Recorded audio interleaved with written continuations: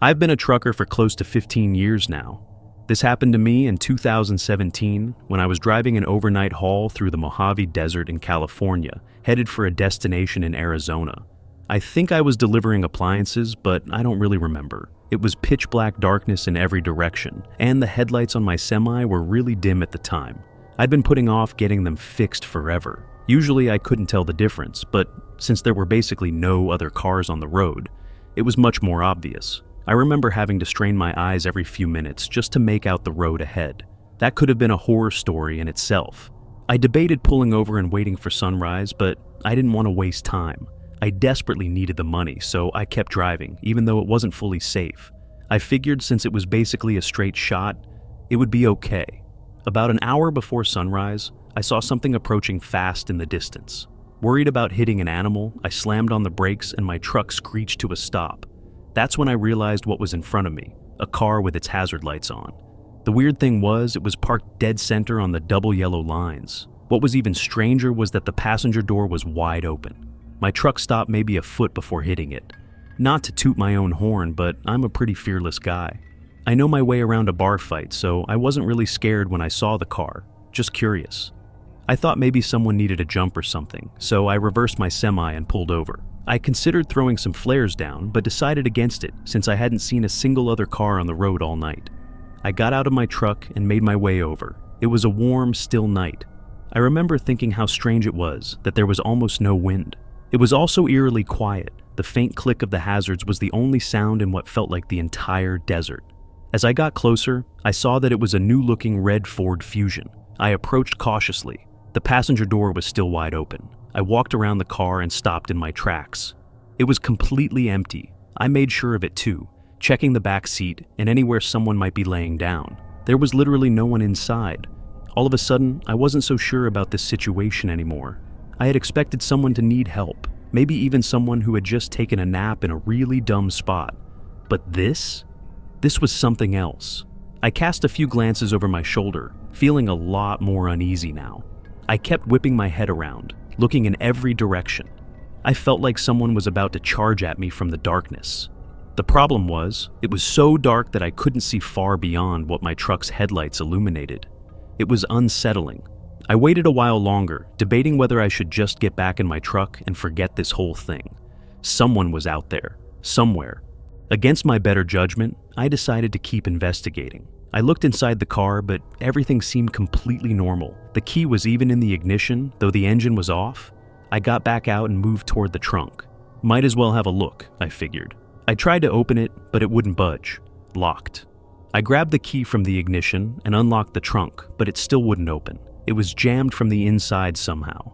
I opened the back door and tried getting at the trunk through the back seat. To my surprise, it actually worked. Inside, there were 3 squished garbage bags and a rope tying the trunk shut. I remember glancing over my shoulder again before reaching for them. The coast was clear. I must have been within 5 inches of one of the bags when the loudest gunshot I've ever heard rang out into the night. I slammed my head on the roof of the car in shock. I didn't even think. I just threw the keys onto the front seat and bolted.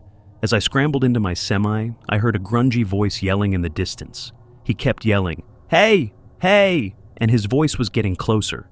I climbed into my truck and turned it on as fast as I could. I threw it into gear, cursing under my breath as the engine initially stalled. That's when I saw him. As my truck began pulling out, I saw a man standing at the trunk of the car. He was short and husky, with red hair. He was wearing overalls and shin-high boots. In his left hand, he held a small shovel. In his right, an old hunting rifle. We locked eyes for a few seconds as my truck began to roll past him. He didn't move. He didn't look crazy or unhinged. He just had this worried expression on his face. As I passed, he dropped his shovel and started waving his hands. He yelled, "Wait!" a few times, but there was absolutely no way I was stopping. I floored it, pushing my semi faster than I probably should have. I drove for about 5 minutes and started to think I was in the clear. But then I saw headlights, fast approaching behind me. I have never been more terrified in my life. I grabbed my phone and called the police, explaining what had happened as best I could. Meanwhile, the car was right on my tail, honking like crazy. I had no idea what to do, so I just kept driving, praying he wouldn't try to ram me off the road. After about 15 minutes of this, he cut in front of me and slammed his brakes, forcing me to slow down. I was just about to crash into him when finally flashing police lights appeared ahead.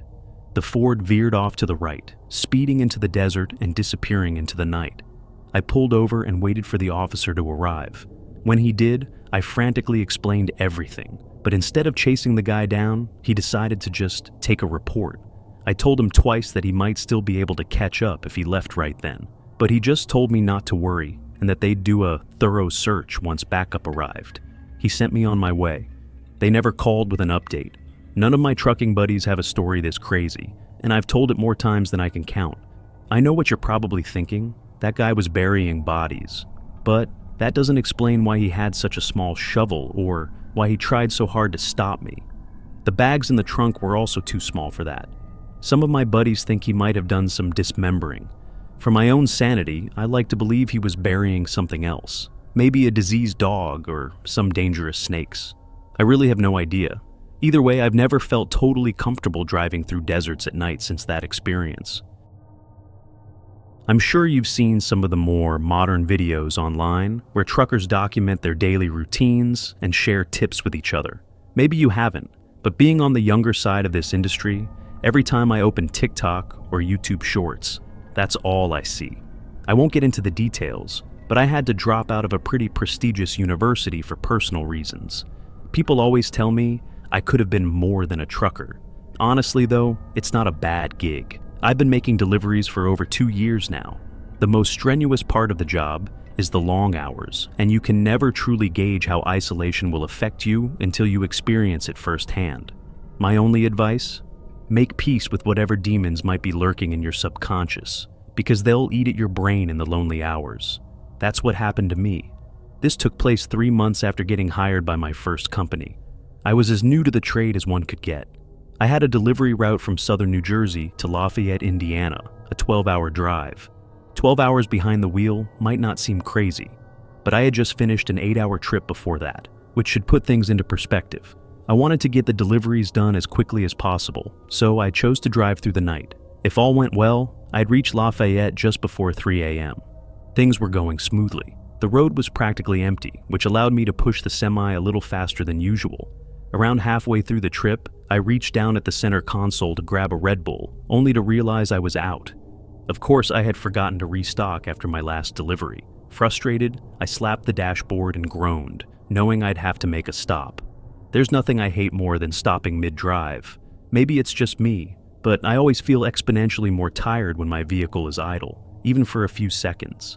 After glancing at my navigation, I realized I had no choice. Either stop for an energy drink or risk falling asleep at the wheel. To me, those options were pretty much equivalent. Reluctantly, I pulled into the first service stop I saw. I had no idea where I was, probably somewhere in Ohio at this point. Too late, I realized this wasn't actually a service stop. It looked like an abandoned gas station with a repurposed convenience store. Not exactly what I was hoping for. I spotted another quick stop a little further up the road, but I figured I'd check this one out first just in case. I parked the semi and made my way to the store.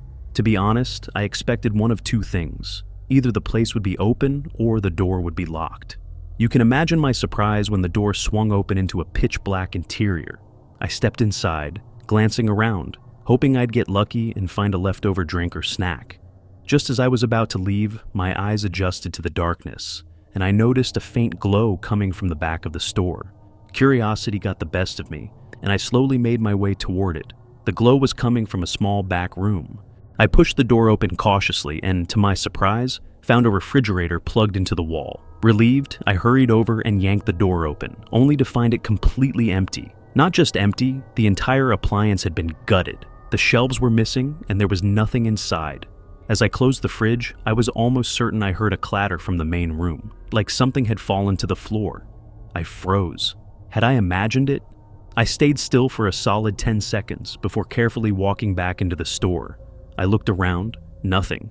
A part of me wanted to investigate further, but I didn't have time for this.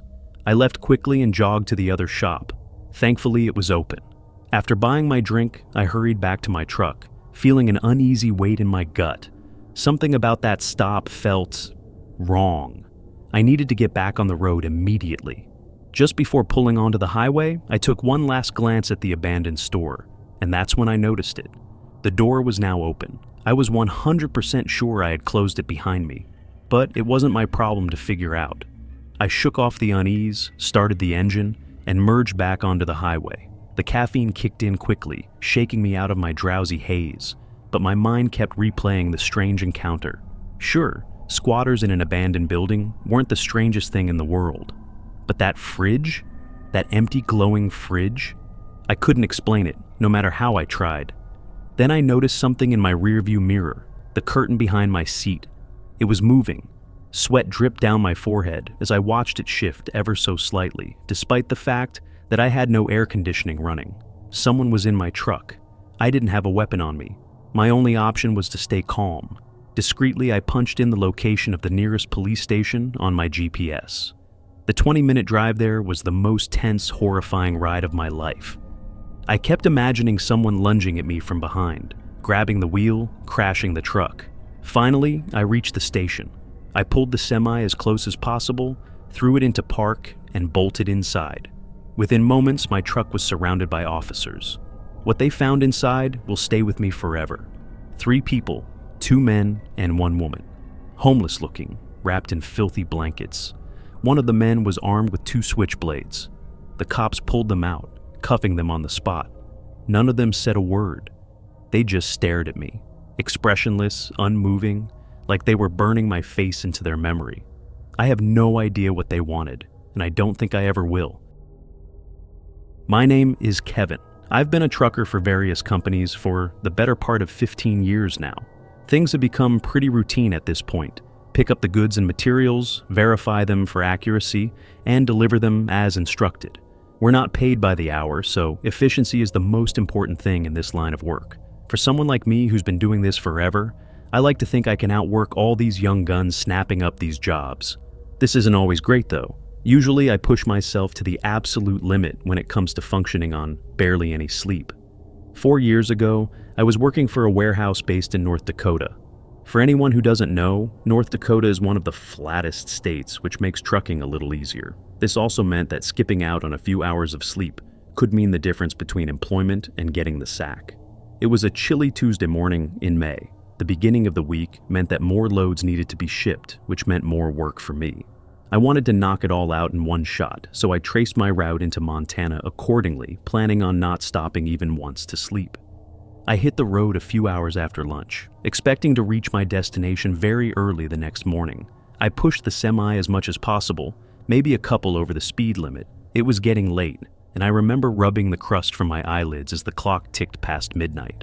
I was having trouble keeping my eyes open, but I only had about an hour left in this drive, so I gritted my teeth and kept going. My buddy Tristan, who was also a trucker, introduced me to smelling salts when I first started out. If you don't know, smelling salts are basically some kind of crystals in a little bottle. One sniff and you're wide awake. You had to be careful though. Too many back-to-back uses could be dangerous, or at least that's what Tristan told me. They burn your nose a little, but whenever I needed a boost, I'd reach for the smelling salts first. This was one of those times. I took a big whiff and shot my head back, my reflexes taking over. I felt the adrenaline course through my body and hoped the feeling would last the rest of the drive. A half hour shot by, and I was really struggling. I felt myself start to doze off, and the blare of my truck drifting into the shoulder jolted me awake. This was getting dangerous, I thought. I had to pull off. I was all alone on the highway, but there was nowhere to stop, just woods on either side of me. I slowed the truck down, searching desperately for somewhere to pull over. At this lower speed, my headlights pierced through the darkness, and I was able to see a lot more. As I looked around, I saw something that confused me, a purple dress lying in the middle of the road. What the hell? I thought, rubbing my eyes. Was I hallucinating? I blinked like 6 times just to make sure I wasn't going crazy. It was real. I approached the dress with my truck and stared at it as I rolled by. In hindsight, this should have been more of a red flag, but I think I was just too exhausted to process what was going on. About 200 yards away, I passed a pair of shoes. Now I was starting to freak out. What the hell was going on? I passed the shoes, praying to God there would be a place to pull off soon. My old man, David, was a super religious guy, so I clutched his old cross and hoped he would come through for me. A little further up the road, I saw a bunch more random clothing, some of which looked like little kids' clothing. This time, I stopped the truck. The panic started to set in. Something was very, very wrong. I sat in the driver's seat with the truck at a standstill. I was expecting something to happen, but it never did. So I did what my instincts told me to do. I stepped out of the truck and went to inspect the clothing. I still remember the feeling of the chilly morning air piercing my skin, which definitely helped my exhaustion. I approached the pile as cautiously as I could. It was indeed kids' clothing. It looked like there were both boys' and girls' pieces in the pile. I looked around into the woods, but I couldn't see much of anything in the darkness. I had my head on a swivel, worried that this was some kind of trap. I decided it was not my business to figure out what was going on, so I made my way back to my truck. Just then, I heard a crunch from the left. I whipped around trying to see what was there. I stood there, waiting to hear another sound. After about 30 seconds, there was another crunch, but this time from the opposite side of the road. My survival instincts kicked in, and I sprinted toward the truck. I jumped into the front seat, but just before I slammed the door, I heard a child's scream ring out. I froze, my heart bursting out of my chest. I was caught at a crossroads. I wasn't going to fight some random people in pitch-black woods, but I couldn't just abandon some helpless kids either. Before I could make a decision, another almost identical child's scream rang out. Without thinking, I turned the truck on and pointed its nose toward the spot in the woods where I heard the noise. My headlights lit up about 30 yards into the woods. There were 3 or 4 people, one of whom was holding a massive speaker.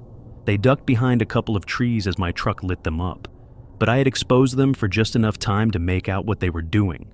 They hid from the light before I could really make out any distinctive features. But I swear on my old man David's grave, they were holding up a speaker, trying to lure me into the woods with a fake kid screaming. I was in shock. I just sat there, staring at the trees those people had just hidden behind. I reached for my phone to call the police, but before I finished dialing, I heard a thump from the body of the truck. Someone had thrown something from the other direction. I was done.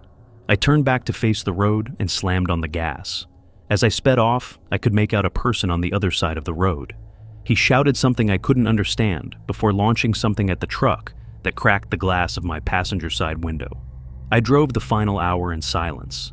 I was too scared to process what had just happened, but there was no way in hell I was stopping to sleep in those woods.